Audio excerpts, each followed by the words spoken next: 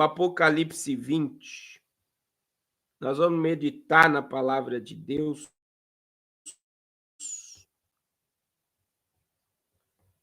Nessa noite. Glória a Jesus. Glória a Jesus. Glória a Jesus.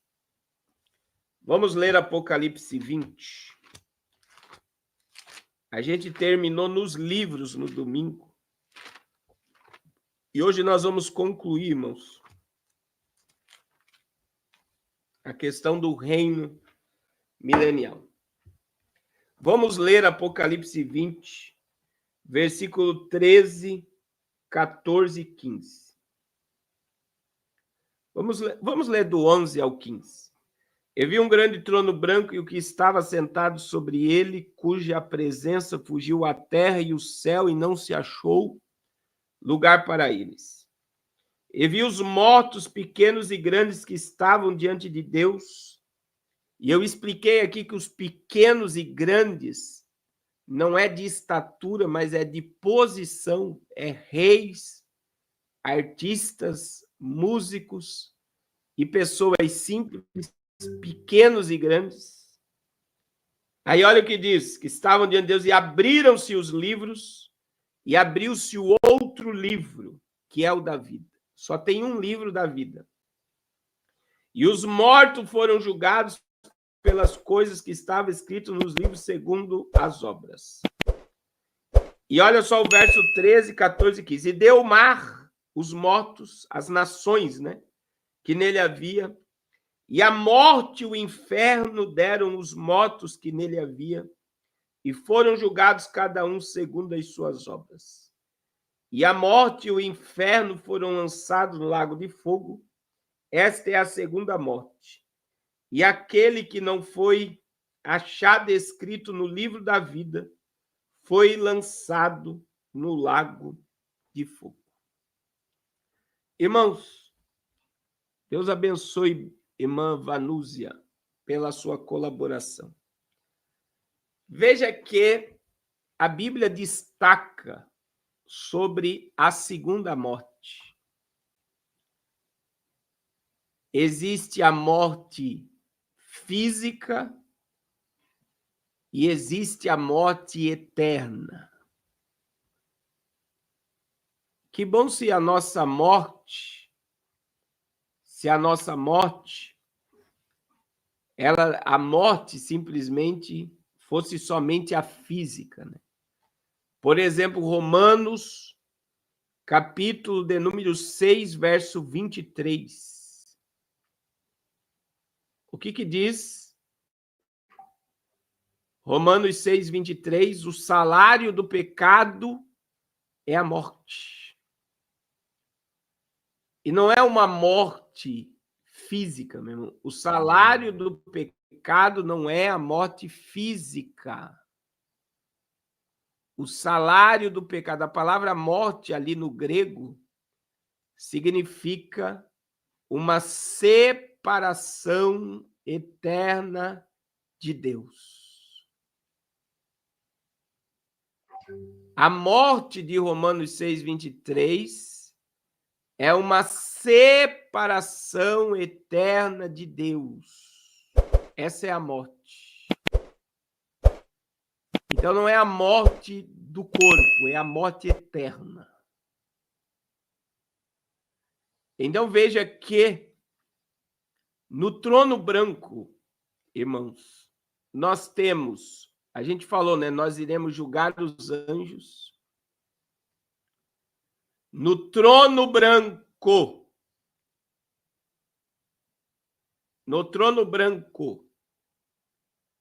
nós iremos ver toda a população do milênio sendo separada. A divisão dos bodes e das ovelhas de Mateus 25 acontece no trono branco. Os que estiverem à direita vão ouvir Jesus dizer: vinde benditos do meu Pai, possuí por herança o reino que vos está preparado desde a fundação do mundo. Mas aqueles que se rebelarem no final do milênio serão julgados. E no trono branco, vamos ler lá, irmãos, Mateus 25. Mateus capítulo 25. Essa divisão de bodes e ovelhas aqui acontece no trono branco. Não existe. Olha só, Mateus capítulo 25, versículo 31. Para os salvos, ele vai dizer.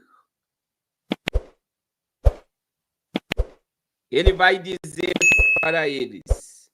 Ele vai pôr, olha só o que está dizendo, ó. Versículo 31. E todas as nações serão reunidas diante dele e apartará uns dos outros, como o pastor aparta os bodes das ovelhas. E dirá o rei aos que estiverem à sua direita: vinde benditos o meu Pai, possuí por herança o reino que vos está preparado desde a fundação do mundo. Agora veja, irmãos, os que estiverem à esquerda, que são reconhecidos como bodes, olha o que ele vai dizer no versículo 41. Então dirá também aos que estiverem à sua esquerda: apartai-vos de mim, malditos, para o fogo eterno, preparado para o diabo e os seus anjos. Essa daqui é a população do milênio, os que permaneceram no governo de Cristo. Eles entram no estado eterno, na Nova Jerusalém. E os que se rebelaram com o diabo serão lançados no lago, fogo eterno, preparado para o diabo e os seus anjos. Mas vai acontecer algo no trono branco, irmãos, que é a manifestação lá do Apocalipse 20. Vamos lá para o Apocalipse 20 novamente. A manifestação do versículo 13. E deu mar os mortos, isso quer dizer as nações, e o que nele havia. E a morte e o inferno deram os mortos que nele havia, e foram julgados cada um segundo as suas obras. Então nós temos um lugar na Bíblia que a gente chama de inferno hoje, né? Que ele tem vários nomes, né? Tem sepultura, Hades, Tártaro e Seol. São 4 nomes. Sepultura, Hades, Tártaro e Seol é o mesmo lugar. É aonde descem as almas sem salvação. Que é a antessala do lago de fogo, do estado eterno longe de Deus. Então, veja, eu vou repetir. Quando você lê sepultura, Hades, Seol e Tártaro, é o mundo dos mortos. Quando a Bíblia diz aqui que deu o inferno, deu os seus mortos, é que o mundo dos mortos sobe na sala do trono. Agora, meu irmão, eles não serão julgados para uma absorvição. Eles serão julgados para o estado eterno longe de Deus. Meu Deus, é muito forte isso aqui, né? Por exemplo, uma pessoa que cometeu um crime foi pega em flagrante. Tem como ela ser absolvida se ela foi pega em flagrante e ela confessar que cometeu crime? Existe uma penalidade que aquela pessoa vai ter que cumprir. Por quê? Porque ela cometeu um delito, ela foi contra as leis e existe uma pena. Se for numa prisão, se ela for antecedentes criminais, não tiver antecedentes criminais e tiver um bom comportamento, a pena dela pode ser reduzida por bons comportamentos e por nunca ter sido condenado. Mas existe aqueles... Olha só, irmãos. Existem aqueles que cometem o crime, são perdoados e voltam e continuam cometendo o crime. E esses a pena aumenta. Então, se eles tinham, por exemplo, a condicional de ir para o semiaberto, se ele for preso de novo, ele não vai ter mais essa liberdade. Por quê? Porque ele, além de ter sido perdoado, absolvido, ou até cumprido a sua pena e voltado para fora, ele vai e volta a cometer o crime novamente. E então a pena é maior ainda. A pena é maior ainda para aquele que volta a cometer crimes. Pastor Carlos, por que eu estou falando isso?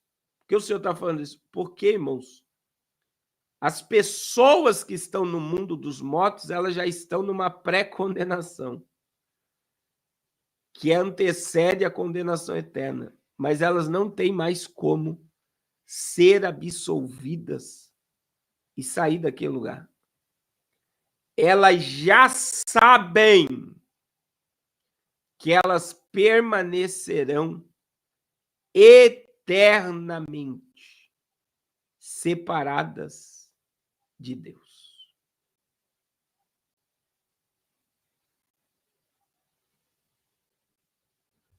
Então eu digo para vocês, eu vou dizer algo para vocês aqui que desceu ao meu coração agora. Era melhor, irmãos, você nunca ter conhecido a Jesus e viver no tempo da ignorância do que conhecer a Jesus e não praticar o que Jesus ensina.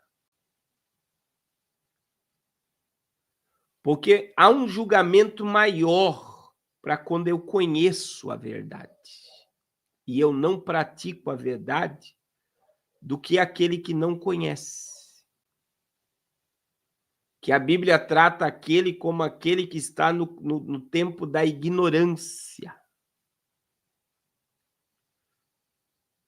Mas a Bíblia diz que quem muito é dado, muito é cobrado mesmo.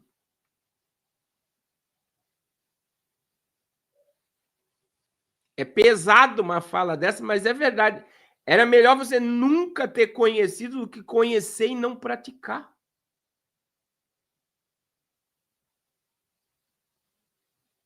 Do que você conhecer e flertar com o pecado, flertar com a graça.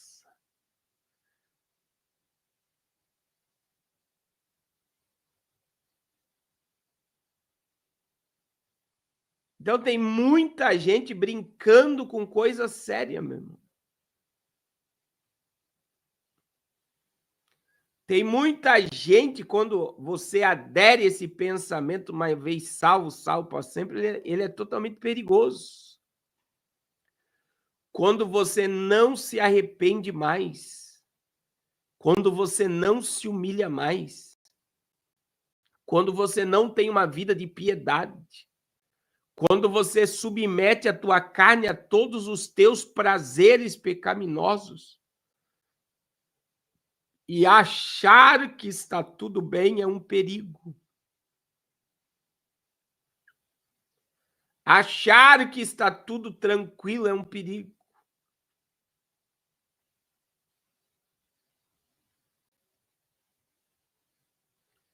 Então tem muita gente brincando com coisa séria, meu irmão.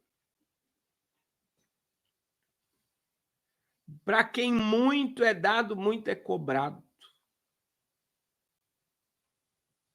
É algo que eu digo, irmãos. O meu maior patrimônio, como pastor, como pregador, como pai, como esposo, o meu maior patrimônio é a minha consciência. É a minha consciência. Eu luto para viver o que eu prego. Eu me alegro, irmãos, quando eu vou num culto com a missionária Raquel e eu vejo a minha esposa chorando e falando em línguas, me ouvindo pregar. Porque o meu maior testemunho não é as pessoas que estão ali, é a minha mulher que me conhece, que dorme comigo na cama, que come comigo na mesa. Ela sabe o marido que ela tem. E eu regozijo, meu irmão, quando eu estou pregando e a minha mulher está falando em línguas e glorificando. Muitas vezes não tem ninguém glorificando, mas ela está exaltando Jesus, porque ela sabe que o que eu estou pregando é verdade, porque eu luto para viver aquilo que eu prego. Eu luto para obedecer a palavra de Deus. E eu quero dizer a todos os irmãos, tem muita gente vivendo um cristianismo sem Cristo. Tem muita gente vivendo um evangelho de fachada. Um evangelho sem comprometimento. Um evangelho sem santidade.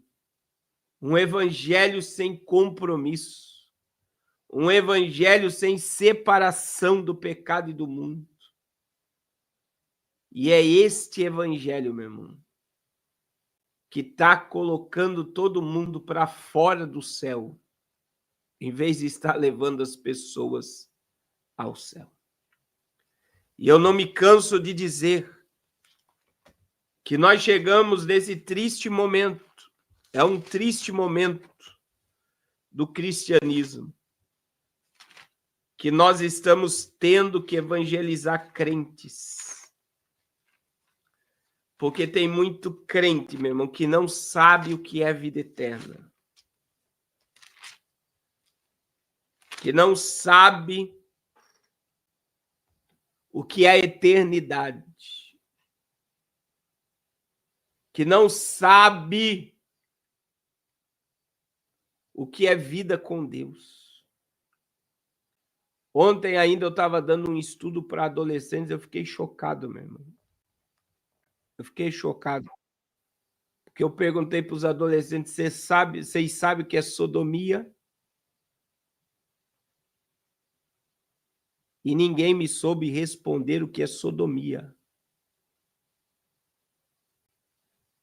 É o texto de 1 Coríntios, capítulo 6, versículo 10, 9 e 10, né? Que o apóstolo Paulo diz que nenhum sodomita entrará no reino de Deus. E os adolescentes não sabiam o que era sodomia. E sodomia, meu irmão, é você achar que é normal 2 homens serem um casal e 2 mulheres serem um casal. Então, quer dizer, os adolescentes estão na escola vendo isso a todo momento, estão na rua, estão na faculdade, estão na internet, e muitos dos nossos jovens e adolescentes acham a coisa mais natural do mundo um casal de homens e um casal de mulher hoje. Agora, o problema, sabe qual é, meu irmão? Não está no pastor da igreja apenas, de não ensinar, de não falar. O problema é dos pais também. O problema é dos pais que não ensinam, que não instruem, que não falam. Vocês estão entendendo? Olha o nível que nós estamos de cristianismo, meu irmão.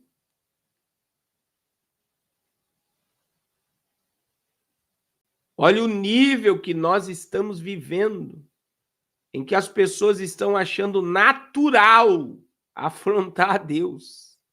E achando que Deus ele é um pai amoroso, cheio de graça, e que ele não vai corrigir, não vai fazer nada.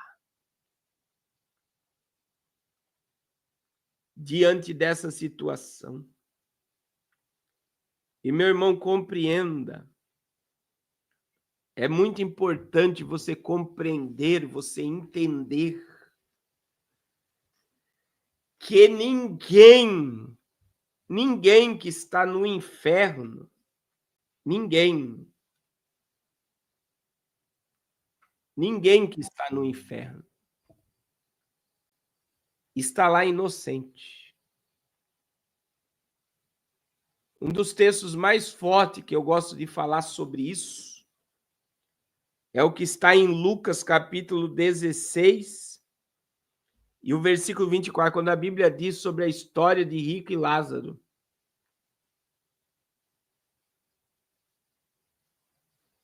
Olha o que diz. O rico estava no tormento, irmãos.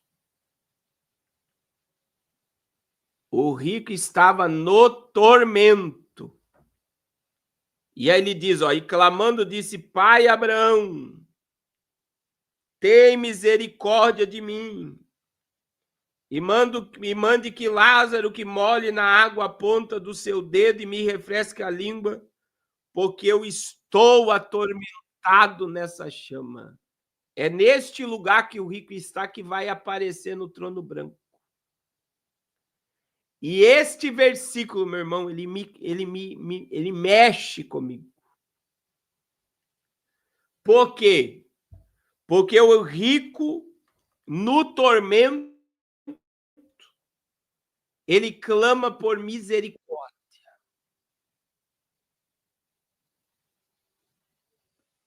No tormento, ele clama pela misericórdia. Mas o que é o mais forte nesse texto, irmãos, é que ele não pede para sair do lugar que ele está. Está aqui no texto. Ele não diz, me tira daqui. Eu não quero ficar aqui. Eu não mereço estar aqui. Eu dava esmola. Eu ia para a sinagoga. Por que eu estou dizendo isso mesmo? Porque o verso 24, a parte A, ele chama Abraão de pai. Só chama Abraão de pai quem é judeu. E quando ele declara que Abraão é seu pai, ele está dizendo, eu conheço as 613 leis da Torá. Todo sábado eu estava dentro da sinagoga.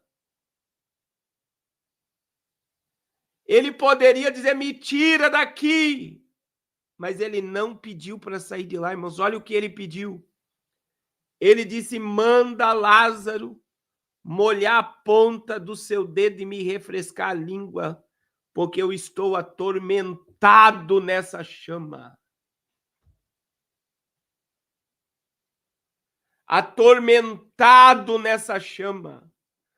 Porque o rico não pediu para sair de lá? Porque ele não disse, me arranca daqui? Sabe por quê, meu irmão? É simples. O texto explica. Ele estava consciente no mundo dos mortos. Ele lembrou de Lázaro. Ele lembrou de Abraão. E ele lembrou dos seus 5 irmãos. Está lá no verso 28. Ele estava totalmente consciente. Pastor Carlos, o que isso quer dizer? Ele lembrou de todas as oportunidades que Deus deu a ele de se arrepender, de se humilhar, de mudar de vida. E ele nunca quis ouvir a voz de Deus. E por que ele não pediu para sair de lá? O que eu vou dizer aqui é forte, meu irmão. Porque ele não disse, me arranca daqui? Porque ele sabe que merece estar aonde está.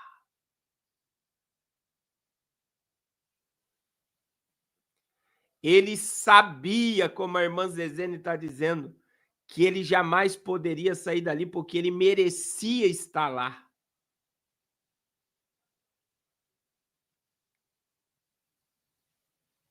É este lugar que vai se apresentar diante do Hades.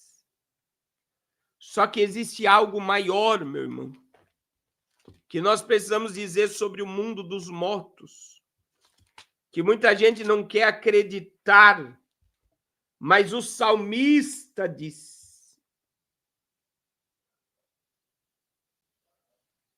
O salmista declarou, né? Salmo 138, verso 7 a seguir. Olha o que o salmista diz. O salmista diz: para onde mirei do teu espírito e para onde fugirei da tua face? Se eu subir ao céu, lá tu está. Se eu fizer no inferno a minha cama, eis que tu ali está também. E se tomar as asas da alva e habitar na extremidade do mar, até ali a tua mão me guiará e a tua destra me susterá. Agora olha o que diz o verso 8. Se eu fizer no Hades a minha cama, eis que ali estás também. Meu Deus. Pastor Carlos, o que isso quer dizer? Que a presença de Deus, ela está no mundo dos mortos. Isso não quer dizer que Deus habita lá, mas a presença de Deus está lá. Por isso que Deus é onipresente. Deus está em todo lugar. Não existe um espaço, um local em que Deus não esteja. E a presença de Deus no mundo dos mortos, ela é tão poderosa, ela é tão forte, que ninguém que está lá tem coragem de pedir para sair de lá.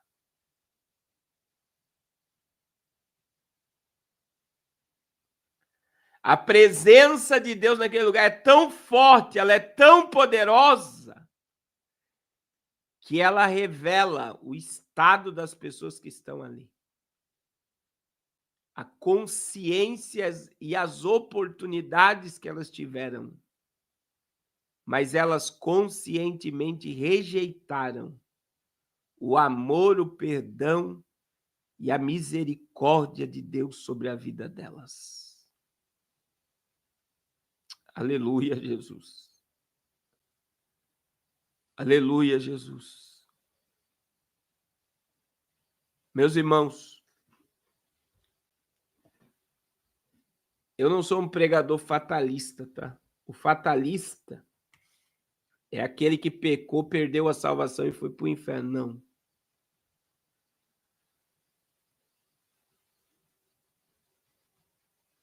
Mas eu vou dizer algo para vocês. Sem arrependimento,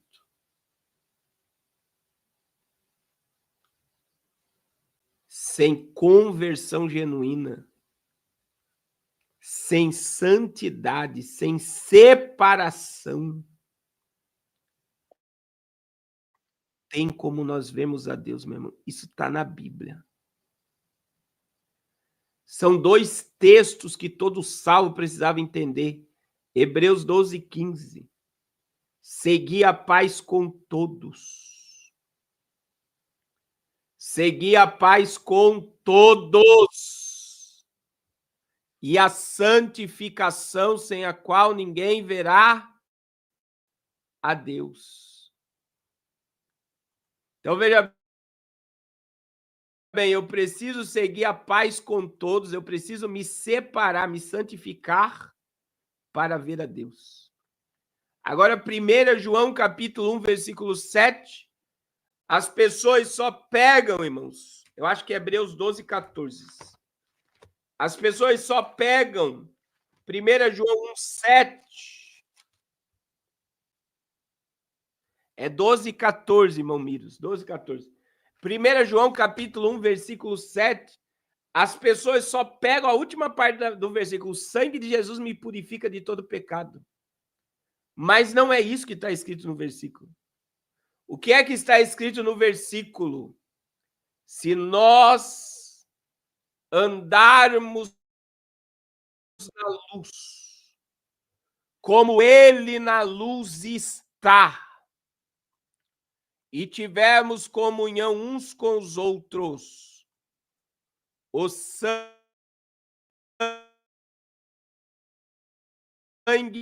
de Jesus, o sangue nos purifica purifica de todo pecado. Veja que para o sangue de Jesus me purificar, tem preciso andar na luz como ele na luz está. Eu preciso me aproximar da luz para o sangue de Jesus agir na minha vida. Segundo, eu preciso ter comunhão com as pessoas. Veja que Hebreus 12:14 diz: segui a paz com todos. Isso quer dizer, eu tenho que estar em paz com todos. 1 João 1,7. Se eu ando na luz como ele na luz está, eu tenho que ter comunhão com os meus irmãos, para o sangue de Jesus me purificar de todos os meus pecados. Veja que andar na luz e santificação é separação, meu irmão. E é algo que está ficando difícil. É algo que está ficando difícil. E por que está ficando difícil? Porque não se prega.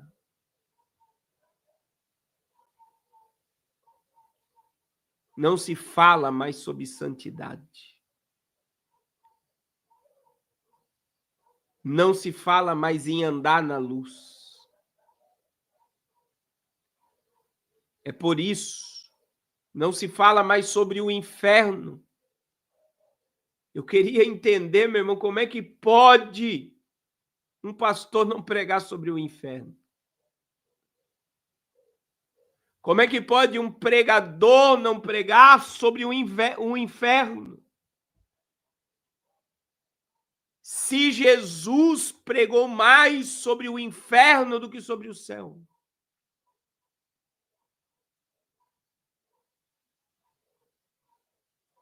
Jesus pregou mais sobre o inferno do que sobre o céu. E por que Jesus pregou mais sobre o inferno do que sobre o céu, meus irmãos?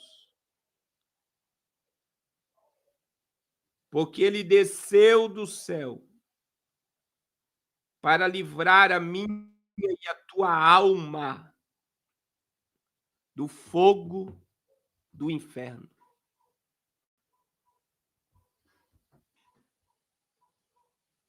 Irmãos,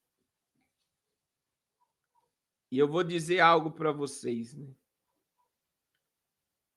O texto de Mateus, ele revela que no trono branco vai ter muito pastor, muito pregador, muito revelador. Vai ter pessoas no trono branco que expulsaram demônios. Vai ter pessoa no trono branco que levaram multidões aos pés de Jesus. Pastor, está na Bíblia, meu irmão. Mateus. Olha o que diz Mateus, capítulo 7.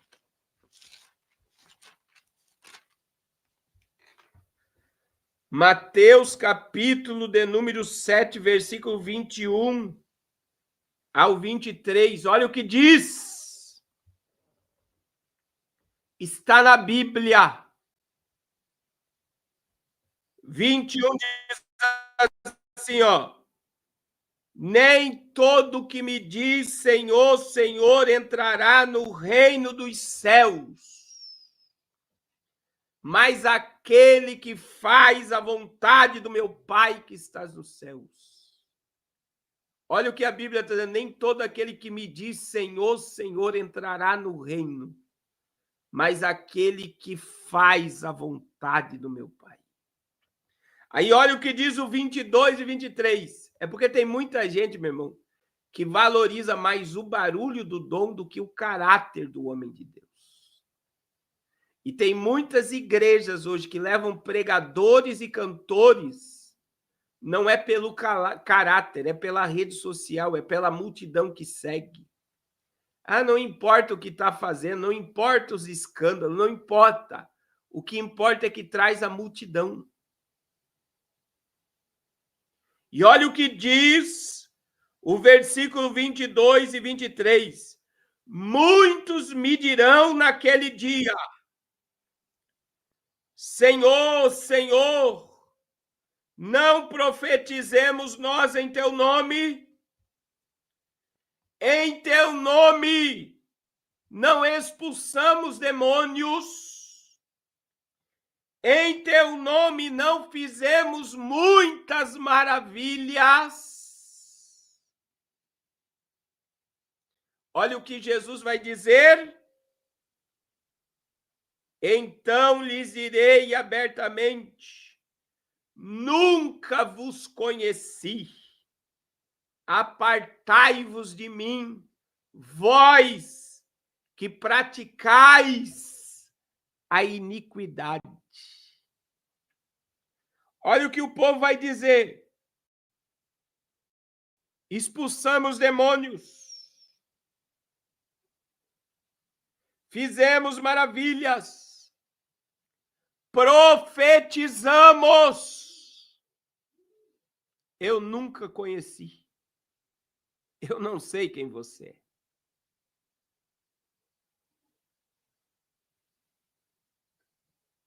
Eu não sei quem você é.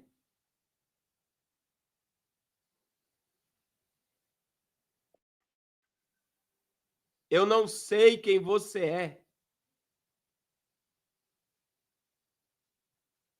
Não é isso que o texto quer dizer de Hebreus e de João, não. Agora, olha o que a Bíblia está dizendo, irmãos. O que Jesus vai dizer abertamente: apartai-vos de mim. Apartai-vos de mim, vós que praticais a iniquidade. Aonde Jesus vai liberar essa palavra, meu irmão? É no trono branco. E isso me dá base para dizer que vai ter muito pregador. Misericórdia, Jesus. Vai ter muito pastor.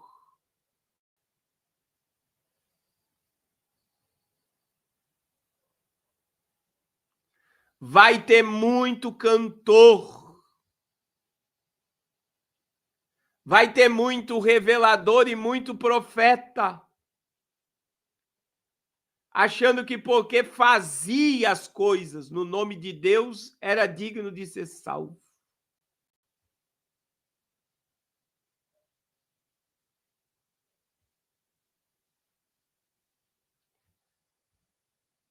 Irmãos, dom não salva ninguém. Irmã Adriana, a gente é santo não para ser salvo, a gente é santo como estilo de vida. Se eu sou filho de Deus, eu tenho prazer de me separar do pecado. E eu tenho que entender a santidade não como uma obrigação, eu tenho que ser santo como estilo de vida. Santidade é estilo de vida, não tem nada de obrigação. Sede santos, porque eu, Senhor, sou santo. Sem a santificação, ninguém verá a Deus. Só que o povo está tão na carne, meu irmão, que as pessoas acham que é impossível ser santo. Ou se a pessoa vive santidade, se a pessoa ama obedecer a palavra de Deus, ama viver pelo poder da palavra, hoje ela é tida como quadrada, religiosa, santarrona demais, salgado. Por quê, meu irmão? Por que as pessoas dizem isso? Porque elas sabem que elas podem ser também e elas não querem se comprometer com o evangelho da santidade. Que triste, né, meu irmão? Oh, meu Deus abençoe Adriano Reis. Pastor, o que o senhor quer dizer com isso? O trono branco, ele vai trazer a todos do mundo dos mortos.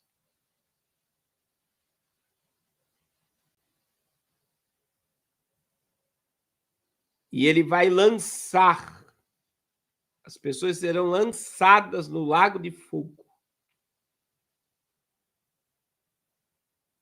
E aí vem o estado eterno dos mortos, a segunda morte, a separação eterna. E aí vem o estado eterno dos salvos, a nova Jerusalém. Irmãos, a nossa vida, ela é tão limitada, para nós concluirmos, que a gente não pensa e não para analisar sobre a vida eterna. Irmãos, esse mundo de maravilhas que muita gente quer aqui na Terra, ele não existe na Terra por causa da corrupção do pecado.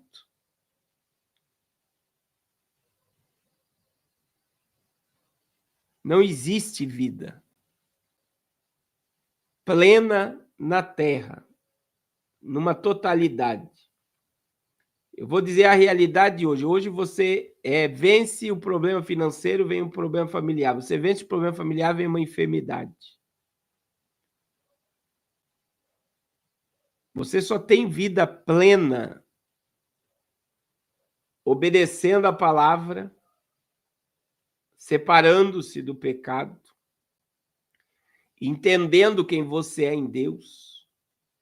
Isso quer dizer que quando eu sei que eu sou filho de Deus, eu sou herdeiro de Deus, eu vou ser arrebatado, eu vou ser galardoado, eu vou participar das bodas do Cordeiro, eu vou descer com Cristo na batalha do Armagedon, eu vou implantar o governo de Cristo no milênio, eu vou estar ao lado de Jesus, sendo o júri do trono branco, e eu tenho o privilégio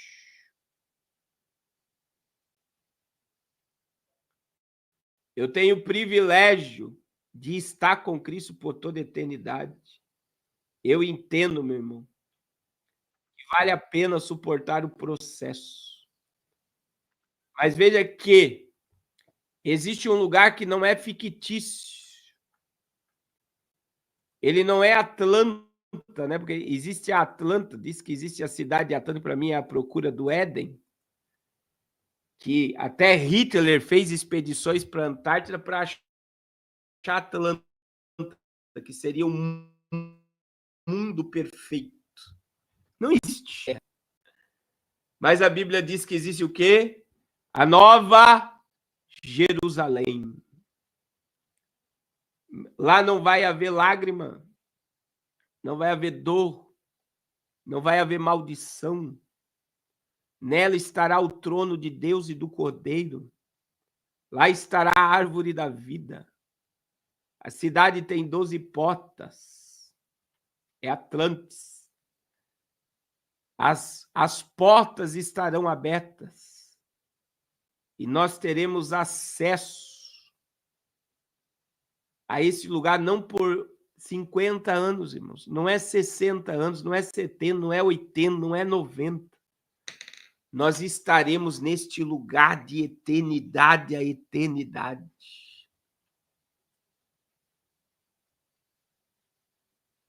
Só que as pessoas, elas acham que sofrimento é aqui hoje. As pessoas dizem que o inferno é aqui.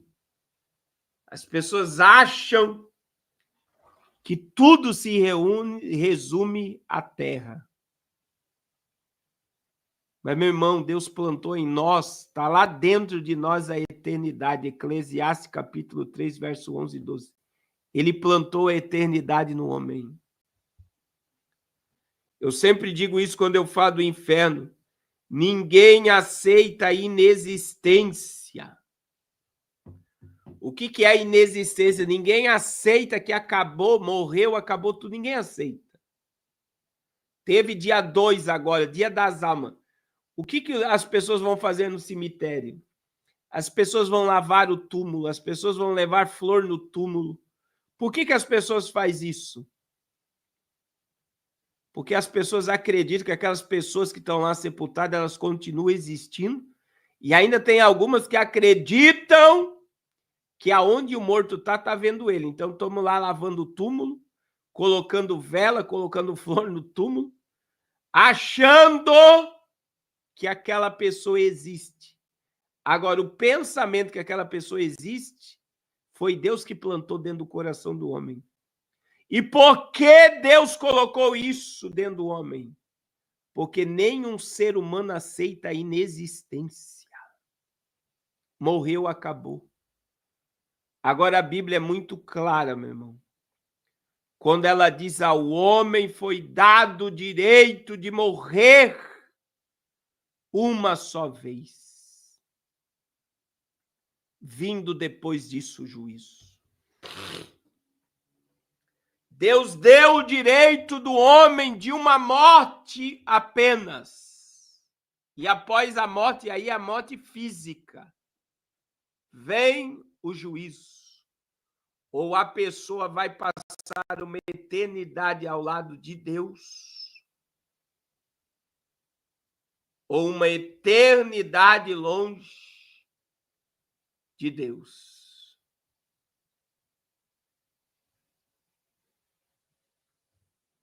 Aleluia. Aí cabe ao homem escolher o lugar que ele quer passar a sua eternidade. O homem é livre para escolher.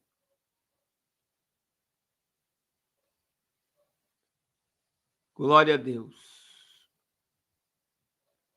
O mundo que agora existe, meu Antônio, ele está reservado para o fogo.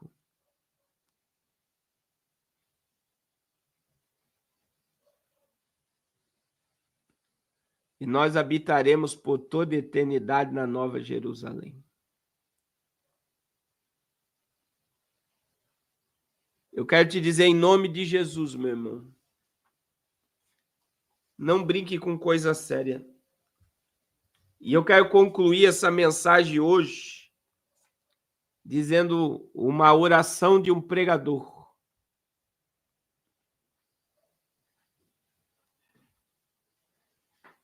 A oração do pregador, Eclesiastes, capítulo 3, versículo 11 e 12.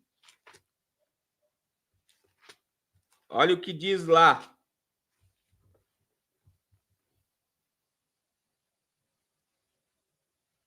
Versículo 11, ó. Tudo fez ao seu tempo e também pôs a eternidade no coração do homem. Algumas traduções estão dizendo pôs o mundo no coração do homem, mas alguns dizem eternidade. Agora eu quero concluir essa mensagem dentro da oração de um pregador, que ela nos livra do peso, irmãos. Qual é o peso? Tem muita gente que não suporta o vício porque é pesado. Mas olha como é simples você ter o entendimento. O pregador orou a Deus e disse assim: Senhor, se eu te sirvo por causa das coisas que existem no céu, que eu nunca entre dentro do céu. Aí o pregador continuou a oração e disse: Senhor, se eu te sirvo por causa por medo do inferno, que eu queime dentro do inferno por toda eternidade. Mas ele concluiu a oração dizendo: mas Senhor, se eu te sirvo por amor ao que Cristo fez por mim, que eu permaneça aos pés de Jesus para todo sempre. Olha como alivia, irmãos. Porque a oração do pregador ela é muito forte.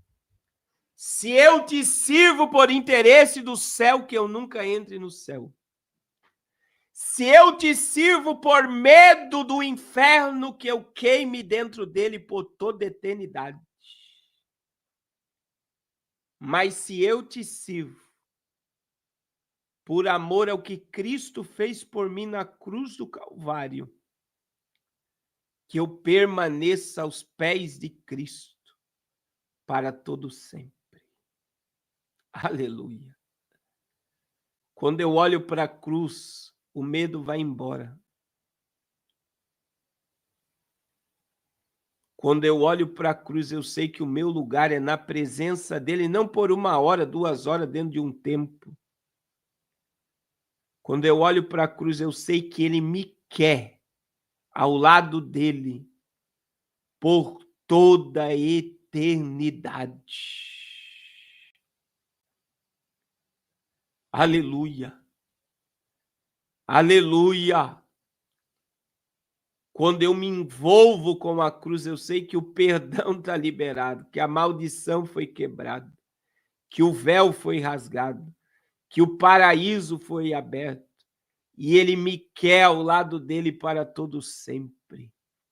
Então, o meu lugar é aonde? Não é por medo, meu irmão. Não é medo do inferno. Não é interesse pelo céu. É a vontade de estar a Cristo, aos pés de Cristo para todo sempre. Aleluia. Glória a Jesus.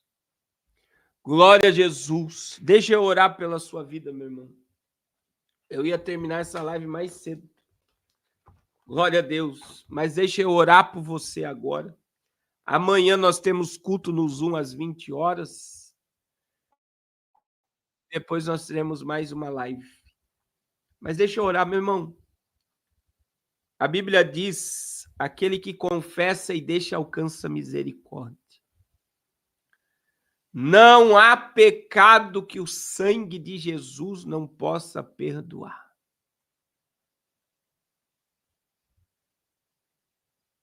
Aleluia. 1 João capítulo 1, versículo 9. Se nós confessarmos os nossos pecados, ele é fiel e justo para perdoar os nossos pecados e nos purificar de toda injustiça. 1 João capítulo 2, versículo 1. Filhinhos, não pequeis. Não pequeis. Mas, porém, se vocês pecarem, vocês têm o advogado junto aos céus. Jesus Cristo, o justo. Aleluia. Glória ao nome de Jesus. Irmãos, vamos caminhar pelo caminho da santidade, do arrependimento, do quebrantamento. Se for para se desesperar, meu irmão, não se desespere pelo Apocalipse.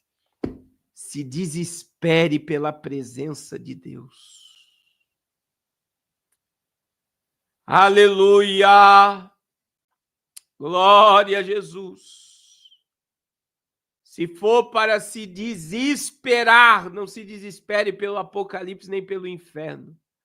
Se desespere pela presença de Deus. Se desespere pela presença de Deus. Aleluia. Aleluia. Glória a Deus. Não suporte viver sem a presença de Deus na sua vida. Amém. Deixa eu orar por você. Eu não sei, meu irmão, se tem alguém para Jesus aqui nessa noite. Alguém que está distanciado, afastado, alguém que não aceitou Jesus ainda. Há uma oportunidade para você agora de se reconciliar com Jesus, se entregar a Jesus. Tem alguém para Cristo? Diga eu quero e nós iremos orar por você. Diga eu quero e nós vamos orar por você. Agora. Jesus te trouxe para essa live porque ele quer te salvar. Glória a Jesus. Glória a Jesus. Glória a Jesus. Tem alguém para Cristo? Aleluia. Se não tem, irmãos, deixa eu orar por vocês. Feche seus olhos agora. Senhor, muito obrigado por essa série de mensagens, Senhor, sobre o milênio. Eu tenho certeza que o teu Espírito falou conosco, que a tua palavra, Senhor, está nos limpando, nos regenerando, nos purificando. A oração sacerdotal, o Senhor Jesus orou e disse: Pai santo e justo, santifica-os na verdade, a tua palavra é a verdade. Senhor, que a tua palavra venha, Pai, nos regenerar, nos limpar, nos santificar, nos encher de fé, porque eu creio, Senhor. Eu creio que eu prego e que eu falo para a igreja que será arrebatada, para a igreja que será galardoada. Eu prego para a igreja que vai sentar com Abraão, Isaque e Jacó nas boldas do Cordeiro. Eu prego para a igreja que vai descer na batalha do Armagedon. Eu tenho certeza, Pai, que é nós, a tua igreja, que vamos governar com Cristo no milênio, que estaremos ao lado de Jesus no trono branco e habitaremos para todo sempre na Nova Jerusalém. Que essa esperança esteja viva no coração dos teus filhos e que caia por terra, Senhor, toda a intenção do maligno contra a nossa vida, contra a nossa fé, que todo vento de doutrina, que toda heresia, que todo veneno, que tudo aquilo que vem para nos enfraquecer e nos distanciar da tua palavra, que caia por terra na nossa vida, Senhor. Em nome de Jesus. E que cada dia mais nós possamos, Senhor, crescer na graça e no conhecimento do Senhor Jesus Cristo. Amém. Glória a Deus. Amém, meus irmãos. Que Deus abençoe a sua vida de uma forma poderosa. Irmãos, não esqueça de abençoar o projeto Arrependa-se. Na próxima semana nós iremos comprar as cestas básicas para o Natal missionário. Amém? Então não deixe de enviar a sua ajuda e a sua contribuição em nome de Jesus. Glória a Deus. Eu vou mostrar um vídeo para vocês no final da live, se você quiser assistir, do trabalho que foi feito ontem na África. Foi feriado ontem, ontem não, segunda-feira, dia 11. E eu vou mostrar um vídeo para vocês. Tem mais de 200 crianças que receberam a palavra, receberam a Jesus. E sábado agora tem mais 200 crianças. Então não deixe de abençoar esse projeto que tem abençoado tantas vidas. Amém? Deus abençoe e até amanhã, às 9h10 da noite, estaremos aqui ao vivo, em nome de Jesus. Deus abençoe. Deus abençoa rica e poderosamente o projeto Arrependa-se. É notório a alegria no coração das crianças, comendo e alegrando-se. Realmente, em um dia como este, é notório. A alegria no coração das crianças. Deus abençoe o pastor Carlos Cardoso, Deus abençoe a pastora Raquel Cardoso.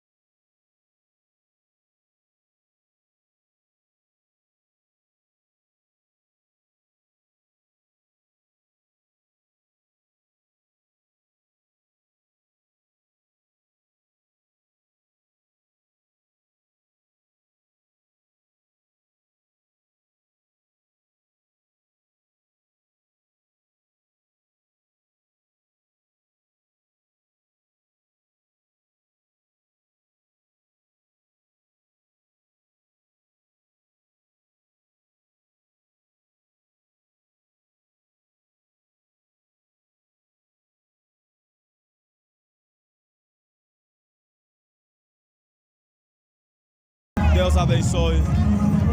Deus abençoe.